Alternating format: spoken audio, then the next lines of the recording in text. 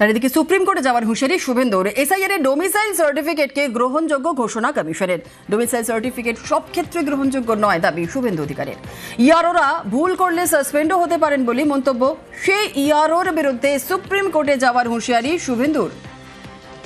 1999 সালের যে অ্যাক্ট তাতে বলা হয়েছে খুব সিলেক্টিভ ক্ষেত্রে এই domicile certificate acceptable, not for all. এবং এটা যদি ইআরওরা এইটা দেখে করেন, সেই ইআরওরা সাসপেন্ডও হতে পারেন, তাদের বিরুদ্ধে এফআইআরও করার প্রভিশন আছে। আমরাও যদি তথ্য পাই, আমরা সেই ইআরওদের বিরুদ্ধে সুপ্রিম কোর্টে যাব। মানুষের কাছে যাওয়ার অভ্যাস বিজেপির নেই, তাই কোর্ট এজেন্সির কাছে দৌড়ায়, কটাক্ষ কুণালের। মানুষের কাছে ছাড়া, মানুষের দরবার ছাড়া বিজেপির নানা জায়গায় যাওয়ার অভ্যাস আছে। কখনো তারা বলবে কেন্দ্রে যাবো, জাতীয় নির্বাচন কমিশন ভোট করবে, কখনো বলবে কেন্দ্রীয় বাহিনী আসবে, কখনো সিবিআই ইডি পাঠাবে।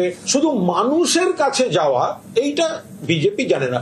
ফলে শুভেন্দু বাবুরা কখনো বলবেন অমুক কোর্টে যাচ্ছি, অধিকার আছে, যাবেন। ফের হিন্দুদের একজোটের বার্তা আরএসএস প্রধানের।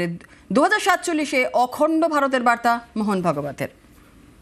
247 में भारत विभाजन का डर पालने के बजाय 247 की में अखंड भारत के उदय की कल्पना करो। जो 500 साल सुल्तान बादशाह यहाँ रहकर नहीं कर सके, जो 200 साल में अंग्रेज नहीं कर सके, वो स्वतंत्र भारत में अब क्यों होगा फिर से? ये 1947 नहीं है। अब भारत को तोड़ने वाले टूट जाएंगे, भारत जुड़ जाएगा। कुछ ये जो सपने देख रहे, दुस्वप्न देख रहे, उनके मंसूबे कभी सफल नहीं होंगे।